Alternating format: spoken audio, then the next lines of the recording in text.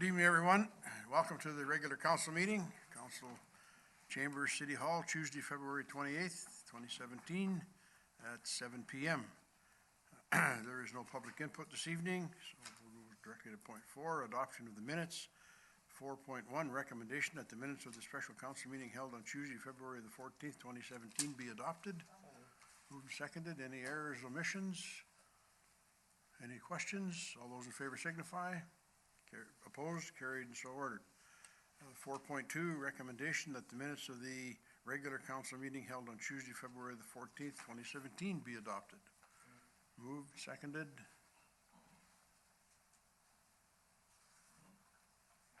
Somebody? Oh, that's all right. Thank you. That's okay. Any errors or omissions? Any comments? All those in favor signify. Opposed, carried, and so ordered. General matters, delegations, and recognitions. Mount Mabel Wind Energy Project, 5.1. Martin Ince, and I hope I'm pronouncing that right, sir. Mount Mabel Wind Energy Project, file 0250. If you push a button on there, we can turn your mic on. Okay. Good, thank you, sir. I think it's working then. Thank you very much for having me here tonight and for having me introducing the Mount Mabel Wind Energy Project to you. First off, in your agenda, you should have something called the Mount Mabel Wind Energy Project Development Plan Project Description. This is an overview of the project itself, probably with much more detail than I'm going to go into tonight. But it will give you some reading if you need to follow up on things. I'm going to introduce myself, talk about the project, and then talk about where it's going to. And I realize I only have 10 minutes for that, but of course there's questions afterwards, which I'm open to also. So my name's Martin Ince. I live in Kelowna, BC. I'm from Ontario originally, where there was a lot of wind energy development in the past, and was involved with consulting work for a lot of the wind energy that has happened in Ontario in the past. Here in BC, the company has been here since 2007 and has taken out a number of leases, wind energy licenses, I suppose we call them, in this area mainly, but also up in the Peace and down Similkameen also. So we've been around here for a little while, and a couple of years ago, actually in 2012, we identified Mount Mabel as a good project in the area for wind energy generation. And when I'm talking about wind energy, have any of you gone to Kelowna lately and seen the turbines on the connector? That's sort of the scale of project that I'm working on. That project there was by another developer, and we intend on developing a project of similar size, about 15 megawatts or so. So I have a number of successful projects in Ontario, including a 10 megawatt and a 6 megawatt project. Now I'm talking megawatts, which are probably sometimes over people's head, but this project, the Mount Mabel project, is going to be a 15 megawatt project. It's the same size of project that is on the connector on the way to Kelowna.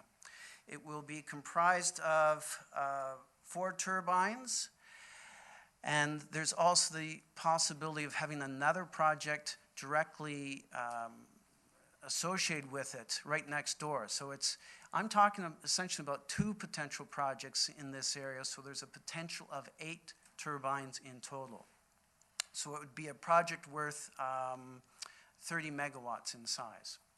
This map here, which I'm going to keep up, describes more or less where it is. If you go up the Coquihalla on the way to Kamloops, at the Helmer Road turnoff, right there is also Mab Road, and this project is just east of the Helmer Road turnoff at Mount Mabel. So later on, if we have time or if a question warrants it, I have a picture which shows where the turbines would be going also. So we've been in the area for a number of years, had leases on Montguichon and also Mamet Lake area, had some wind energy leases, but we're concentrating on this project, or these 2 projects, I guess I should call it. We have put out a number of newsletters over the past little while, have had presentations to the Rotary Club, also talking with news media at times too. And in the last year, we have done a considerable amount of environmental assessment, which is looking for birds and bats and wildlife and water crossings and all those sorts of things. So, been busy doing that in the last year. We are anticipating submitting our development plan to FLNRO, or Ministry of Forest, Lands, and Natural Resources Operations, in April or May. So it's coming up fairly quickly, and our project is progressing fairly well. Other things I want to tell you about, we have had MET data collected from the site. We have had interconnection studies done with BC Hydro. We've done environmental assessments, and as part of that, there's social economic assessments. And as you may know, there's a requirement for public consultation and stakeholder consultation and First Nation consultation, and that's something that we have been carrying out quite a bit in the last little while also. So I'm here tonight to essentially present the project to you, to let you know a little bit more about it, and to answer more questions. So let's see, timelines, that's fairly important. So we anticipate having the project approved by FLNRO maybe in August or September of this year. After that time, it then has to go to BC Hydro, who will approve it or will assess the application under the standing offer rules or the SOP rules. After that, BC Hydro will assign a date when we can actually connect to the grid.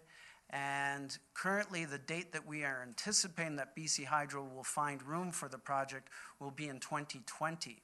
And it may be beyond that. It's a bit hard to tell at the moment. So construction conceivably could start in 2019. Commercial operation date conceivably could be 2020 or beyond that also. So those are the important timelines that we're up against right now. The project itself, or the single project for your benefit, costs about $50 million in capital costs. There would be about $6 million in revenue a year coming from each one of these projects. Employment during construction would equate to about 65 people over a whole year average. That's 65 year hours or person year hours. During operation, there would probably only be one person who would have a full-time employed position with the project. Of course, it produces green, clean electricity, which has zero emissions and is connecting right to the BC Hydro grid. You may notice the line coming down from the yellow wind turbines. It comes down and connects right into the 138 kV BC Hydro grid. So that's part of the whole process. So I think I've covered pretty well everything, and I'm certainly open for questions. Councillor Baker. Thank you, Worship. Could you tell me once more the pricing? 60 million to build? 50 million. 50. And yeah. how many million per unit? Well, if you buy, so there's 4 or 5 units. So 50 million divided by 5, 10 million. Sorry, I meant the payback part. Like payback? How much? You said how much a year? About 6 million in revenue a year. Right. But there's a lot of expenses which go into that also, mainly on paying the bank back. So is it fair to say it's a 3 to 4 year payback then? No. Longer than that? Oh, yeah. Renewable energy takes a long time to pay back. So this will be greater than 7 years, could be 10 years or more. Okay, thank you. Councillor Prowl. Thank you, Your Worship. When I look at the map, you've got 1, 2, 3, 4, 5, 6, 7, 8. Those are all, what do you call them? Wind turbines. Wind turbines. Now, I know I've been to Holland, which has a mess of them. And they actually are fairly noisy. They do that big swoosh, swoosh as they go around. But you're saying there may be another project, so these 8 would be the ones you want to start up with, and then there could be others?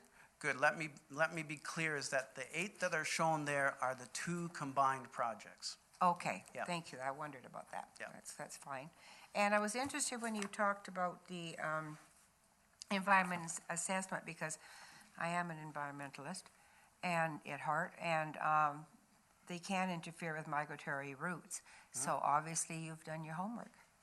Yes, we've been out there last year in all sorts of weather conditions looking for American pelican and the cranes also, and raptors, whether it's eagles or Yeah. Cooper's hawks. And so we've been there for those migrations, for also passerine migrations and breeding birds too. So we've been looking out for that, definitely. Thank you. Councilor Getz. Okay. Anything else? Councilor Brown? Were you also looking at building somewhere up the Mammoth Lake area a couple of years ago? Yes, we do have a lease there, Danish Lake. I don't know if you know Danish Lake, but it's close to Mehmet Lake. Okay. So the 138K hydro line is the one that goes through the Mammoth Lake? It's not the new line. No, it's not the new line. But Okay. do you know the HLD transformer station just Nope. north of Mehmet Lake? There's a hydro transformer station right Okay. there. Okay. And the 138 line goes from there all the way down to the Nikola station, which is on the other side of Nikola Lake. Okay. Thank you. Councilor Christopherson?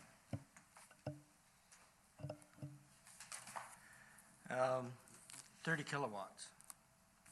That doesn't mean anything to me. How many houses does it light up? 30 megawatts. Megawatts, sorry. Yeah. Yeah. 15 megawatts would power about 5,000 homes. So like Merrick. Yeah. So it's considered a small project when you compare it to some that are going on, in Ontario or other places. But, it's not that small. So when it's tapping into the bigger transmission line, how big is that transmission line? What does that carry? So the 138 kV line goes down to the Nikola substation, which is a 500 kV line. Okay. And those 500 kV lines come from the Peace region, and so they're carrying a lot of power down from the Bennett Dam and those places. Sounds like quite a project. Oh, it is. It'll be exciting to see it. Good. Councilor Getz? Yeah, thank you for the presentation. Just a quick question. The turbines themselves, are they made out of country? Are they made in country? Where do you get them from? They're primarily made out of country. There's a potential that there could be the tower sections themselves, the steel, made in country. Here in BC, there's not that big of a supplier for that. So I would expect that most of the components are coming out of country. The foundation, which is mainly concrete and rebar, that'll be local. But most of the components will be coming out of country. Are these blades variable pitch? Before we had, about 9 years ago, 10 years ago, we were looking for someone, and they said that with the design they had at that time, it was actually too windy here. They'd be on the brakes way longer than they would be off the brakes, because I guess there's a certain speed these can turn, and if they go too fast, they can self-destruct. So I'm assuming these are variable pitch blades? Yes, it's a very sophisticated wind turbine. And I should have mentioned that they're quite tall too. So Yes. they're 100 meters tall, Yep. like very similar to what you see on the connector.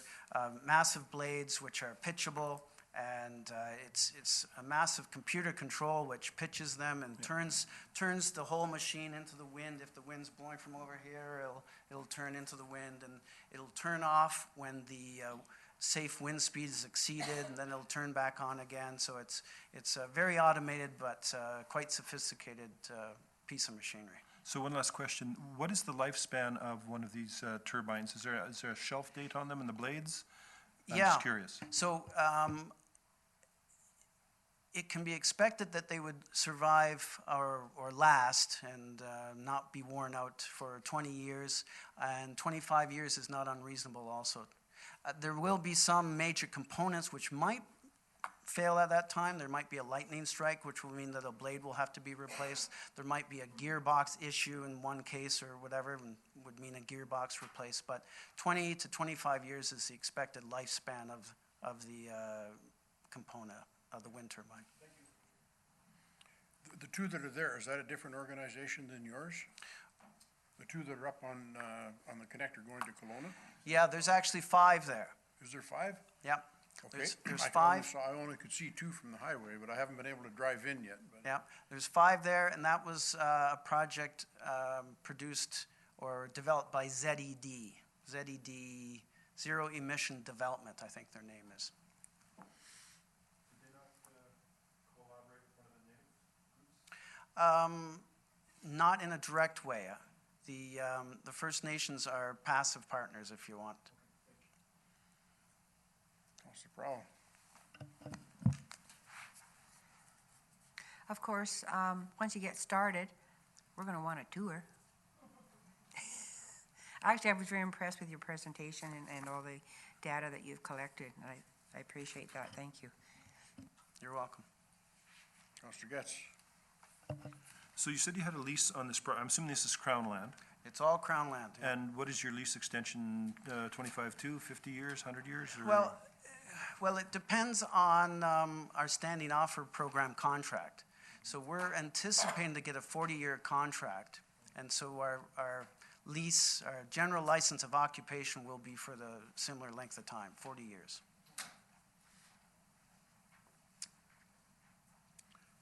Great. Thank you very much. Good luck, and we'll be watching for it to happen. Good.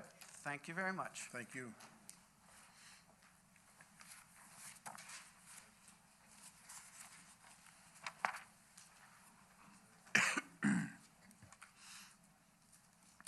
Moving on to unfinished business, item 6.1. Mayor Menard made the following notice of motion at the February 14, 2017 regular council meeting. File 0250, a recommendation that council approve the Kraft Hockeyville request for a donation of $375 plus tax to cover the cost of advertising for the Kraft Hockeyville 2017 nominations. Moved and seconded. Any discussion? All those in favor signify. Opposed, carried, and so ordered. Thank you. Notice of motion, Rocky Mountain Rangers. 6.2, Mayor Menard made the following notice of motion at the February 14th, 2017 regular council meeting, file 0250, and the recommendation that council approve support of some kind for the Rocky Mountain Rangers 95th anniversary as per their letter dated January the 7th, 2017. Moved and seconded. Thank you. Discussion? Councilor Brown.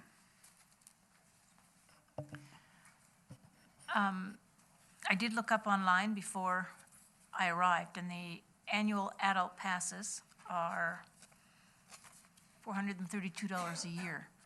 So asking for 4 of those is $1,728.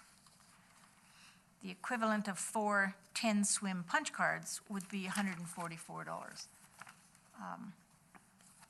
So I'm not quite sure what we're prepared, if anything, but I think the annual pass, from my perspective, is probably more than what we normally give.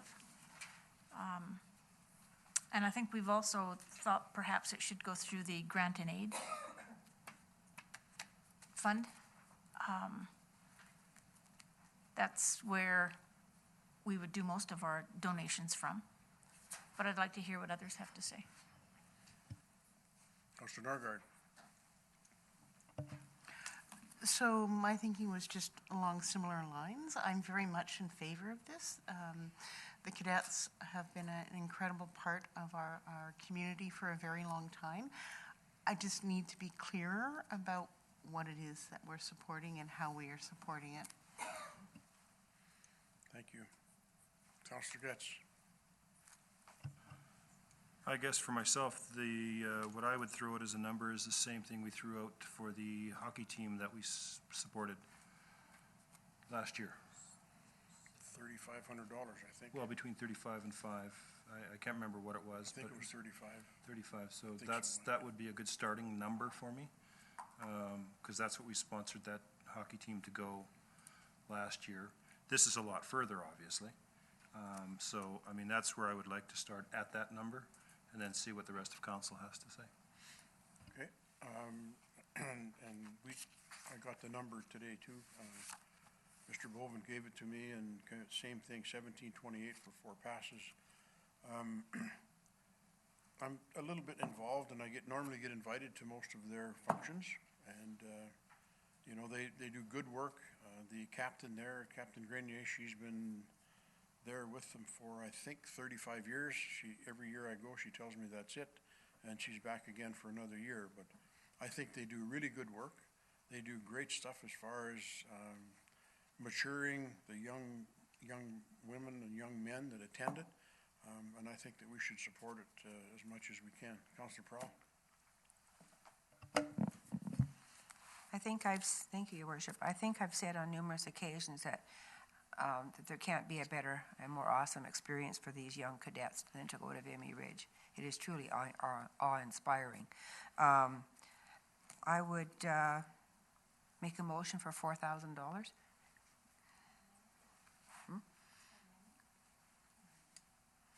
Okay, a seconder? Moved and seconded for $4,000. On the amendment, discussion? Councillor Brown? I think it's great these guys are going to Vimy Ridge. I think it's great there's an organization in town that does this kind of stuff. They're asking us for 1728. Can I ask why we're deciding to double and triple that? Because if you read the letter, there's more of a request in there than just the 4 passes. There's other to do, if we could, to do sponsorship. So I think if we did this, we'd be covering both.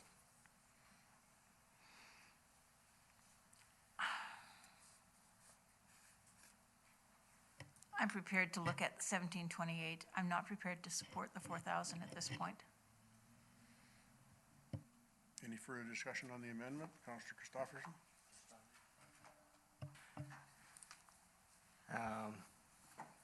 Corporate sponsorships, we usually think around in the 3,500 to 5,000 mark, I believe. And I think I could go with the 4,000 if we're including the tickets with them. Was that the intention of this? Yeah, because I think the cadets are really good ambassadors for merit. They participate in all the services that we have here and the parades and so on. They're excellent ambassadors for the city of Merritt. So I would support the motion to $4,000 at least. Councillor Baker? Your worship, through to, I guess, the CEO, to the best of your knowledge, have we done any kind of donations to the cadets in the past 5 years, say? Or is this the first time they've come to us and asked for something? Thank you, Your Worship. Through to Councillor Baker. To the best of my knowledge, this is the first time. Yep. I'd have to check with finance, and we'd have to look through some records to confirm. Thank you. Yeah, my only recollection is to do with the cadet hall over the years. So, having said that, I'm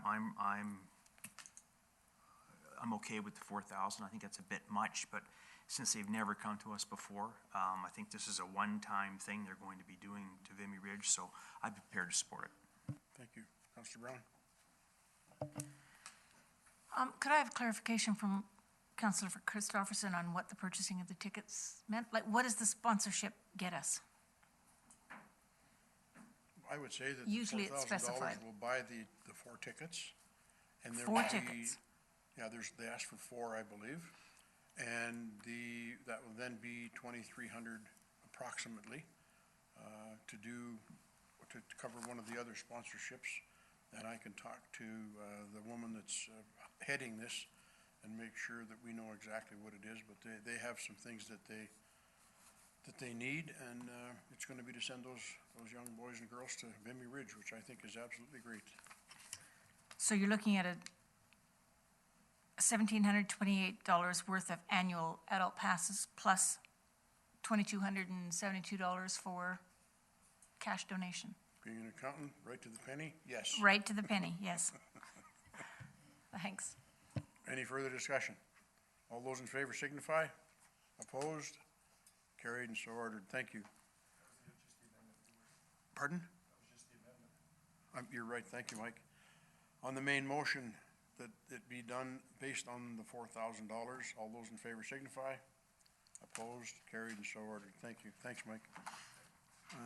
Notice of motion, Nikola Watershed Community Roundtable, 6.3, council promulgated the following notice of motion at the February 14th, 2017 regular council meeting, file 0366. Recommendation that the council be permitted to attend the Nikola Watershed Community Roundtable meetings. Seconder, moved and seconded. Discussion. All those in favor signify. Opposed, carried, and so ordered. Thank you. Arena Reserve Fund, 6.4, excerpt minutes, regular council, February 14th, 2017 meeting, establishment of Arena Reserve Fund, Director of Finance at IT, February 22nd, 2017 report, 22nd, 2017 report, file 3900. Recommendation that council direct staff to prepare a draft reserve and surplus policy for council's consideration. Move, seconder. Discussion. Councilor Brown. There's a lot of information here for me to absorb in this one meeting. We haven't really specified rule number one. What we need to look at is for the purpose, whether we're looking at a new arena or a renovation, or whether it's going to be both. And I guess it's my understanding that until we figure out what we want to do, that we can't even apply for a reserve fund. That's my understanding from what I read. So we're a little bit rushed for time to get it in 2017. I think we need to think about looking at this for 2018, but I don't know that we can do it all by 2017. Is that my... Ms. Thiessen? Thanks, Your Worship, through to Councillor Brown. Yes, council could pass a bylaw establishing a reserve fund at any time, but when you're writing up the bylaw, it's ideal to be able to put some specifics in there as to what the purpose of the bylaw is. So that's why staff has recommended looking at just doing a reserve and surplus policy and then seeing where the arena would fit in. It would give us time to get more of the details so that and unless council was planning on taxing this year, generating funds from this year's tax levy to start that fund, there's really no rush. The bylaw can be established at any time. It doesn't have to be during budget time. It could be done in August or the fall, once we have more information. And when we increase the property tax in order to put a reserve fund in, should we not be going to public referendum for that? Well, you don't have to go to referendum for it, but if you do have a reserve fund established by bylaw, then you can actually allocate some of your taxation funds towards it. You're allowed to, but through budget process. So property tax, is that the only way we get to do this surplus fund?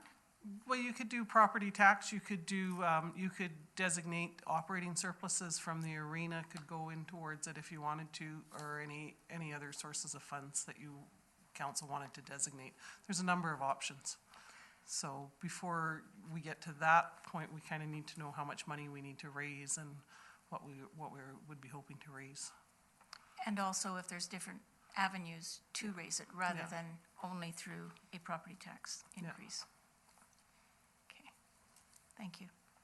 Mr. Getz? Oh, I'll make this simple. I move option 3.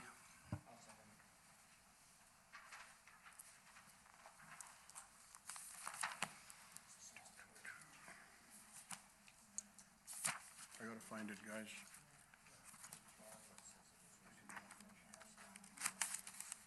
That's already,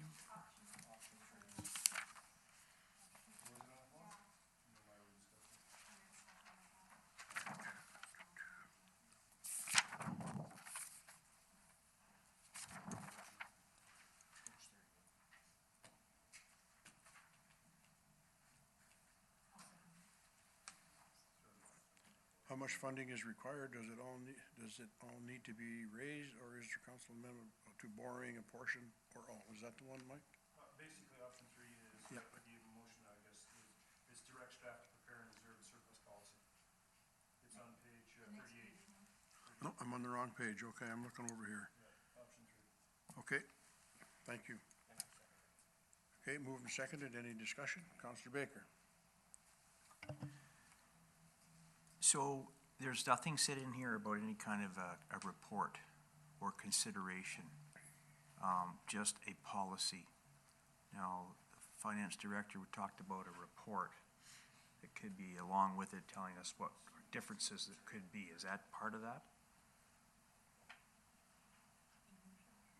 Oh, sorry. that's okay. Thank you, your worship, through to Councillor Baker. Well, we could do a policy that would take a look at our whole pictures of reserve funds and how we're funding them and our surpluses. And at the same time, do some more research into what we actually are looking for in arena. The Parks and Rec Master Plan will come out. There's a few other things. I just wanted to make sure the second part that you talked about will be involved in this motion, because it doesn't say so. Because I'd like to know our options, and I'd like to know how much we're looking at, and all that kind of thing, not just strictly a policy. So if we do exactly what we were just told there, I'm good for it. Thank you. Any further discussion? Counselor Prowl? Thank you, your worship. Yeah, because on page 37, there's a lot of questions. There's questions 1 to 4 that all need to be discussed. So I'm quite willing to wait till you come up with something, or staff come up with something and have another look at it, because I haven't a clue at this point what it could cost, what we're going to do. Thank you. Counselor Christopherson? If we look at the recommendation, it just says it's recommended to have staff prepare a reserve and surplus policy prior to establishing a new reserve fund. So this is just laying the groundwork so we can get going.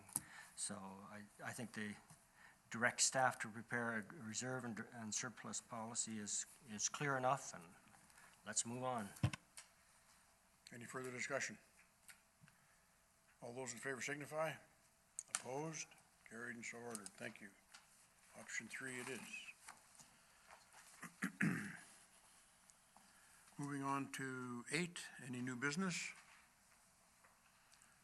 Any notices of motion? Counselor Prowl? Thank you, your worship. I haven't done my report yet, but I would like to make a motion that the City of Merritt, I have to get this right now. The City of Merritt extend the membership in Gold Country to, for 2020. Sorry, motion to extend the City of Merritt's membership in Gold Country to 2020. Currently, we have 1 year left. Okay, thank you. Any further notices of motion? Seeing none, information items. We have 1, 2, 3. Is there any item there that anyone would like to speak to? I didn't think you guys wanted to do that tonight.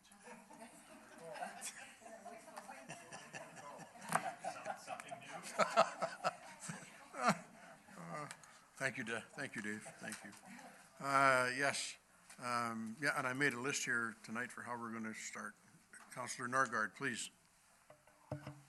So, along with all the other budget meetings that everyone has attended, I also spent 2 hours with a natural resources class at NVIT, speaking to them about local government That's 5 people that will probably never, ever, ever run for local government again. But I had a great time, and it was really a good time.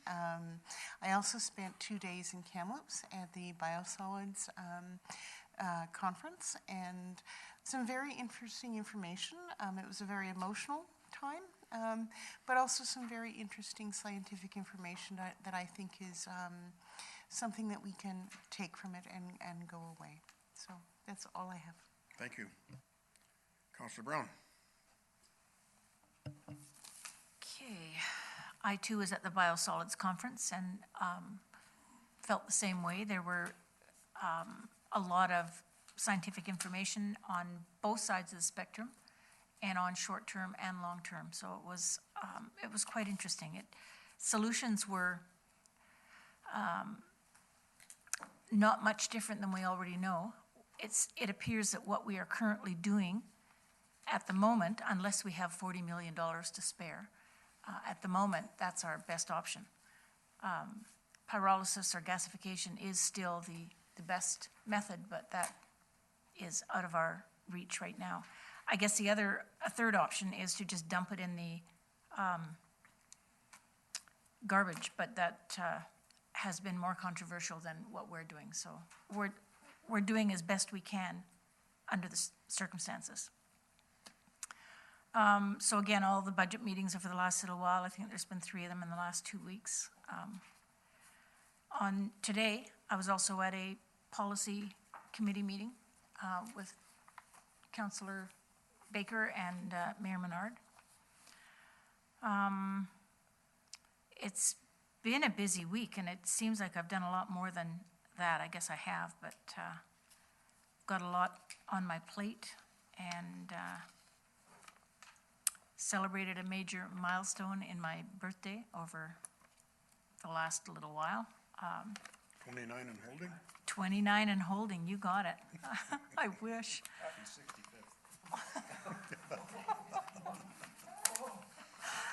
I'll take the knife out of my back now. Yeah.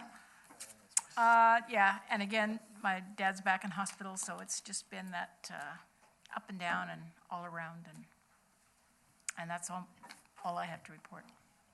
Thank you. Councillor Prowl.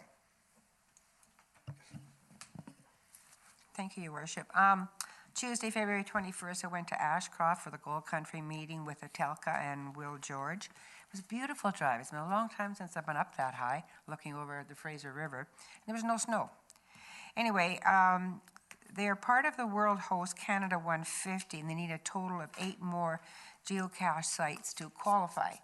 And I think there's a few volunteers in Merritt that may be willing to help. And they have new vignettes. Maybe Will could show us sometime. Now the Bead Trails, I didn't quite get this, but anyway, it's similar to geocache, but instead various businesses would provide some kind of a little bead or a little medal or something that visitors could go from store to store to store and pick up a souvenir and attach it to this bracelet. So I thought that was pretty cool, but they haven't got it all finalized. Now, the Gold Country executive, they went to the Portland Sportsman's Trade Show. They reported that the border crossing was very challenging. They were limited in number of displays and brochures they could display, and they likely won't be going again. The second edition of the trail guides and highway signage is nearly complete, and I already did the motion to extend the membership. Their next AGM is in May. Now, information centers qualify for gas tax now. It's new, and Bailey House could qualify, and I would imagine that staff already know that. And Tuesday evening, I attended the budget meeting and then to Kamloops for the Biosolids Symposium. And of course, I was at the budget. So the Biosolids Symposium at TRU, I was surprised there weren't more people there. It was probably half empty, maybe. Anyway, again, there's 2 sides. It's a useful soil amendment to promote plant growth, or it's a toxic chemical. Larger cities and companies are trucking huge amounts of their waste to rural areas, and they don't know what's in it or where it comes from. Now, if that happened in Merritt, I would be very upset. And there's no process for citizens to legally stop this dumping, except that I understand Shawnigan Lake has just won their injunction against it. The city of Merritt is way ahead of the pack, treating our own and turning it into compost. The solids are dried and cooked, then wood chips added. The pile is turned over and continues to cook, creating a Class A project. I spoke to the Ministry of Environment and said the province has to stop various companies and communities from shipping their waste out and treat it themselves. Now, they say that this has been suggested before and they're going to bring it up again. One of the chemicals mentioned was triclosan. Anyway, it doesn't break down and is found in many products, including toothpaste. So I did check, and it's not in my toothpaste.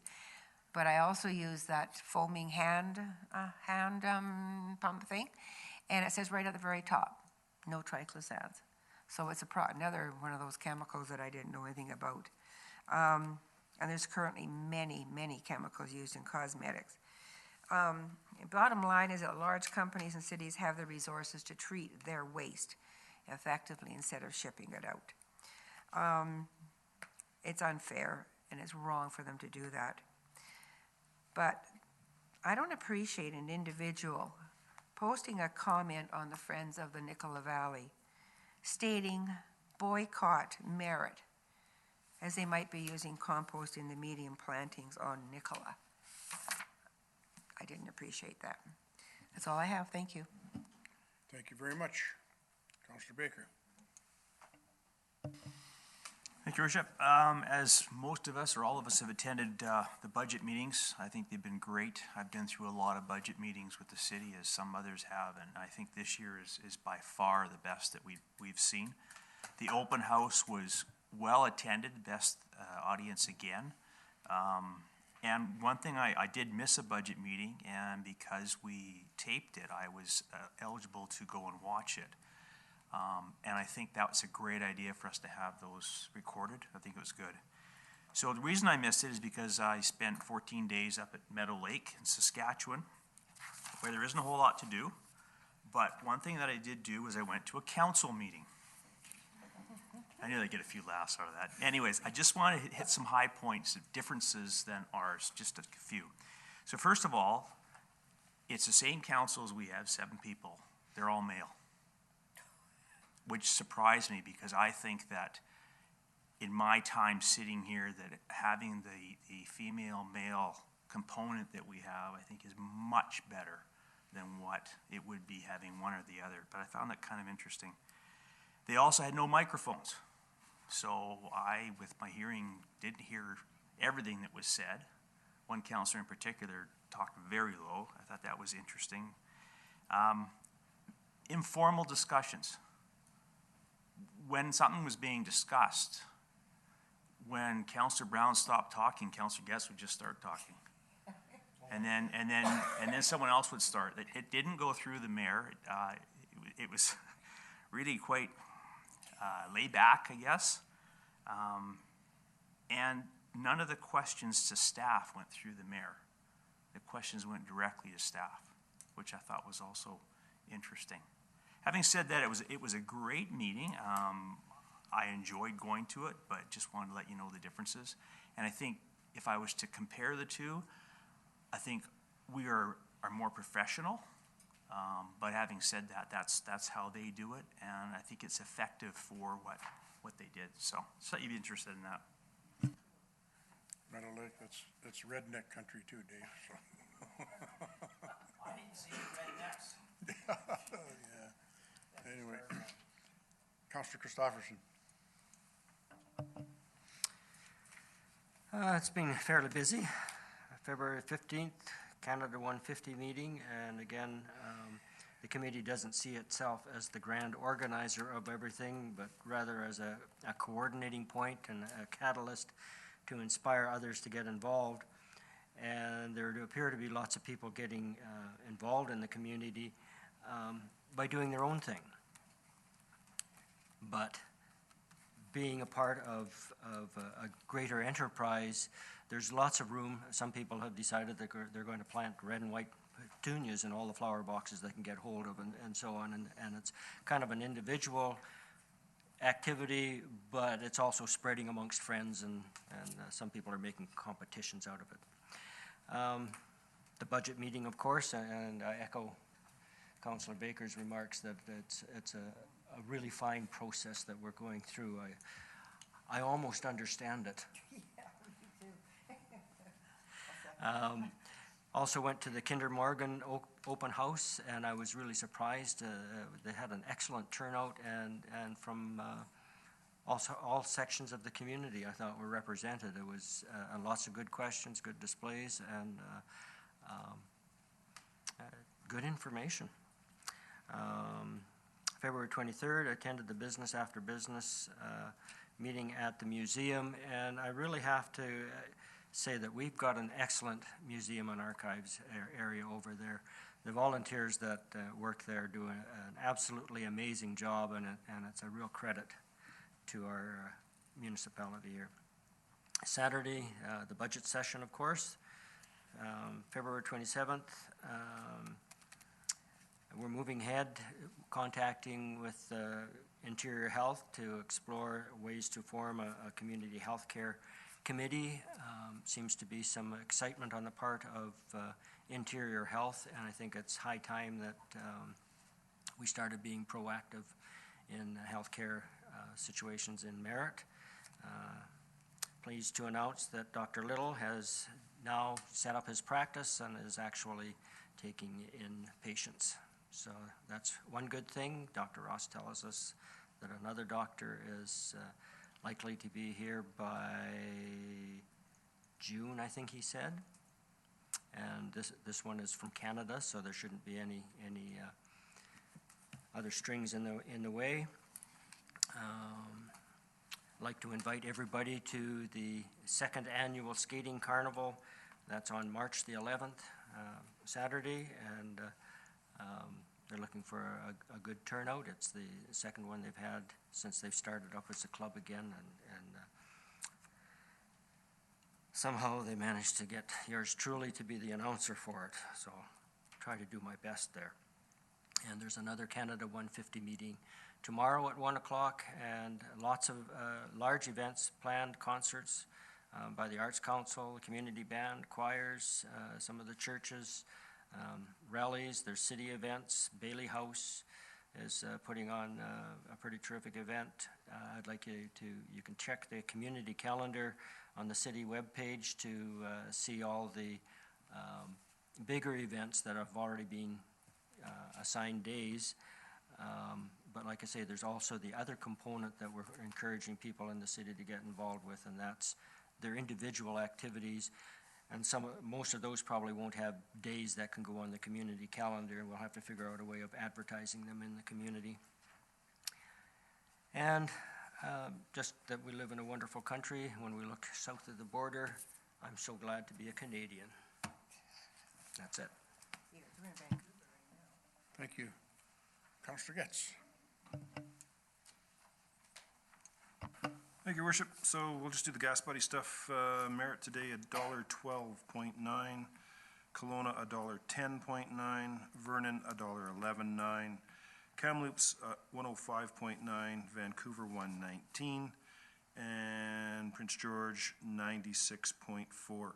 So 3 weeks or 2 meetings ago it was $1.15. Then last time we met it was $1.13. So everything is kind of going all the way down except for Vancouver, which is a little bit, but then they've got the transit tax.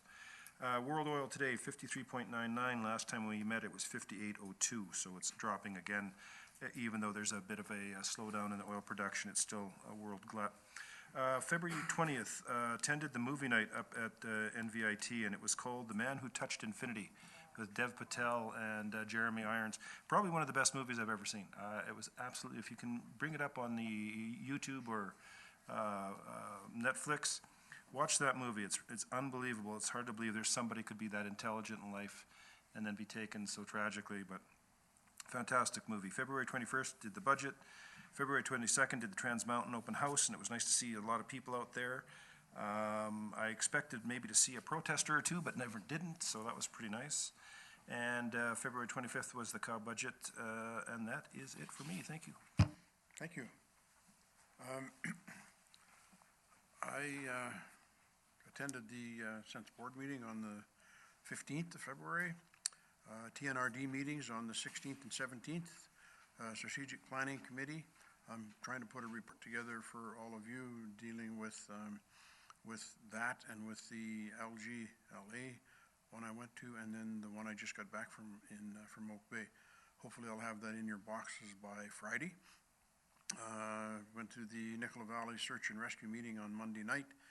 That was their annual general meeting, and elected a board. Most of them are the same, a good group, working hard to make things happen. On Tuesday, the 21st, I had a very good meeting with Jerry Erickson from Diacarbon. Most of you probably read the paper, so it's good news, and hopefully it'll be up and running by this summer, full bore, and if it gets going the way Jerry wants it to, it should be up to somewhere around 45, 50 employees if they, excuse me, get it going. I also had a meeting on the 21st with Wayne Clark, the manager out at the Green Energy Plant, and said we've been hearing some rumors around town about shutting down, and, you know, it's just all these suits going on, and he said very clearly, Neil, he said, yeah, this happens, same problem in Fort St. James, but it's go ahead. Was 230, I think he said 234 employees there at the time, and he was expecting to be up over 300 by the end of this week, so everything's full bore. They're a little bit behind in a couple of areas, but he said it's a go. There's some product coming in. He was quite confident, so that's good. Wednesday, Thursday, and Friday, the 22nd through to the 24th, I attended the Mayor's Caucus in Oak Bay, which was really good. I really enjoyed it. The networking was absolutely great. We had one night where UBCM people were there, and all of the MLAs were invited, so there was quite a number there from all the parties, enabled everybody to be able to have a chat with them, which was hard because everybody was after them, but it was all in all a very good conference, very well done and put on, sponsored by the Council of Oak Bay.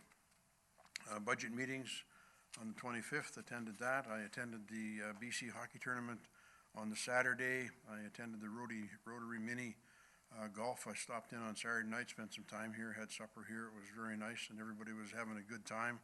Some great costumes.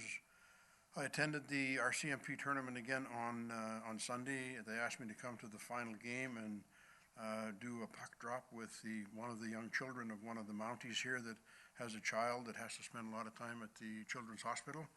And her and I went out and we did the puck drop, which was a bit emotional for me because she's a cute little girl. On Sunday, I also attended the awards banquet for the Centennials, which was a good evening, a fun evening. We got a great group of kids there, and I had the opportunity to say a few words on behalf of the Centennials, but also on behalf of the City of Merritt, and told them that there's one trophy left that they have to award yet, which they can't do until the playoffs are over, and that's the most valuable player in the playoffs. So we said that each and every one of you should be battling to try and get that trophy. So they're fired up, and it looks like we're going to be okay. This Friday and Saturday they play West Kelowna in West Kelowna. Monday and Tuesday they're here. So we're hoping that we're going to go through the first round with hopefully 4 straight, but we got them fired up, so that's great. Councillor Christopherson mentioned the meeting we had with Bernie Eson, Dr. Ross, Councillor Christopherson and myself on hospital services and doctors. He's already mentioned the good stuff, but there's also the other one that we may be getting from another one from South Africa that wants to come here. We're going to be working on that if she decides. I believe she has a few more things that she has to get together before she can come, Kurt, but it's all. There's certain requirements. Yeah. Again, the waters get muddied a little bit between countries. Yeah, and we hope we can help her as well, because that would be great, because I know a number of women in the community have said, you know, I hope you guys can find a female doctor for us as well. So hopefully that will be the one, whatever length of time it takes. We had a meeting with Highways. myself and Mr. Bolvin, on Monday, the 27th. Trent Folk, who's the manager for this whole area, Kamloops and all through here, Brad Bushhill, and John Babignon. We talked about our position on 290, getting some walkways there and safety for the people that are working on the other side of the highway, going to the bus depot, that sort of thing. Lighting on that piece coming in off of 286. And we talked about the maintenance, and we did say that, this winter they've, other than, the shutdowns and things that they just can't avoid, we think they've done a much better job this winter than they did last winter on all the connectors. Last night, I was invited to the Sense prayer session at Free Evangelical Church, which was a very nice evening. And all the players were there, their prayer partners were introduced, and each of the new players that arrived this year were all presented with a Bible with the Sense logo and their name on it, and it was really a nice evening. And I enjoyed it, and lots of good networking with those folks, and a lot of them are good Centennial fans. And today, all the budget meetings that I've attended, as everybody else has, and today was Policy Review Committee, and that's it. Now, we can go to information items. There are 3. Is there anyone there that anyone would like to speak to? Councillor Baker. Yes, page 53, our MLA Jackie Taggart's report. I'll just read a sentence here. It says, "I will request a meeting between Merit Council and Minister Steve Thompson to explore options in more detail." Those options are speaking about the timber rights, et cetera, around here. Have we heard anything about that meeting? Yes, we have. I had a call from her assistant, Lori. They wanted to meet, I can't remember what day it was. Anyway, it was a day that I knew none of us would be available. And I also said, you're asking a lot of us, for all of us to go to Victoria. So would you be good enough to try and arrange something either here or in Kelowna at his constituency office? And she's working on that right now. Councillor Getz. Yes, the last slide, the approximate rest area boundary, what is this? I've got a picture of a road with a boundary for a rest area. What is that? It's the picture of the bound, yeah, keep turning your page.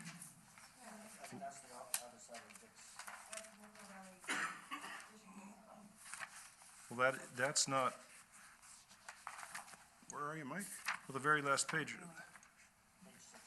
Yeah, I know, but that's not the second lake. That's a turnoff going to Kelowna. That's got nothing to do with Courtney Lake.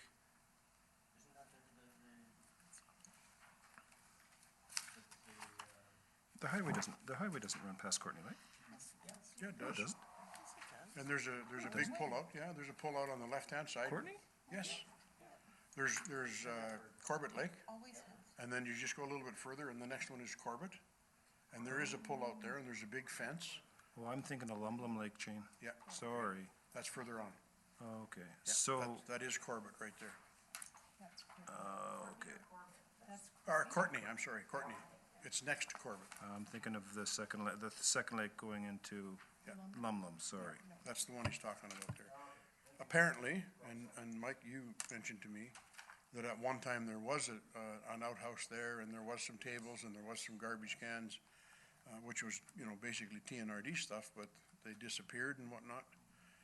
So anyway, I asked Rick that if he has sent this letter to the TNRD, and he has, because I said it's their responsibility. I said we would be talking about it tonight, and I said we certainly wouldn't oppose it if the TNRD is prepared to do it, so. Anything further, Councillor Prowl? On that same site, say the city donated a garbage can, how long would it last? I mean, is it even a practical thought?